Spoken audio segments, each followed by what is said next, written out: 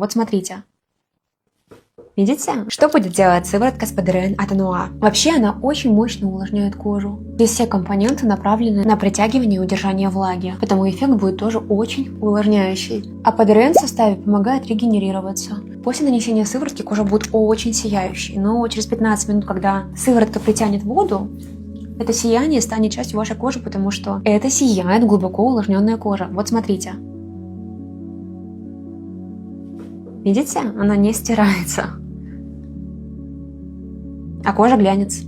Вот так и выглядит глубоко увлажненная кожа, которой хватает влаги.